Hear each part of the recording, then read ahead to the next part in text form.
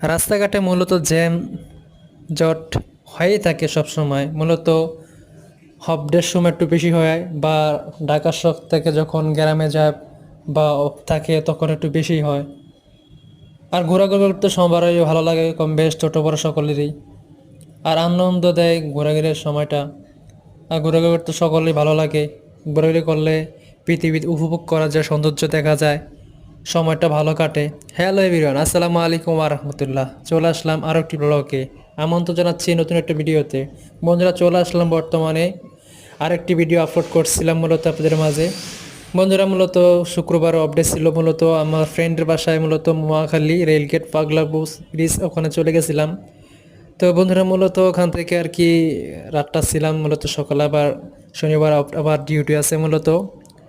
তো রাস্তা পার হইতেছি, মূলত ওভার ব্রিজে আসছি, ওভার ব্রিজতে নামতেছি। নামে আর কি মূলত আমি আমার গন্তব্যে আমার বাসা চলে যাবে মূলত। তো আশেপাশে দেখতেছেন এখানে অনেক কিছুই আছে। আহ, মানুষ নামানামি করতেছে, উঠতেছে, দেখতেছেন আশেপাশে দোকানপাট আছে। তো মূলত আমি গুলিস্তান যাব। মূলত আমি আছি মূলত মহাখালী রেলগেটের এখানে আছি।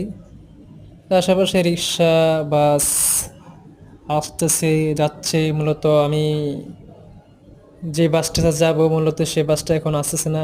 তো মূলত বাসে উঠে গেছি বন্ধুরা, দেখতেছেন। আমি মূলত চলে যাব আর কি গুলিস্তান।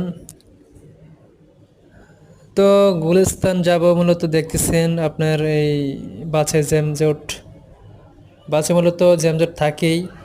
তো বন্ধুরা, বাস থেকে নেমে গেছি মূলত, দেখতেছেন মূলত চলে আসলাম গুলিস্তান মূলত অবস্থান করতেছি। দেখতেছেন মূলত আমি আমাদের গুলিস্তানে এদিকে চলে আসছি, গোলাপশাল মাজার রোডটাতে আছি মূলত। দেখতেছেন রিক্সা চলাফেরা করতেছে, আশেপাশে ফলাকার দোকান আছে, আমি হাঁটতেছি। এটা মূলত আমার বাসা 8-5 মিনিট লাগবে।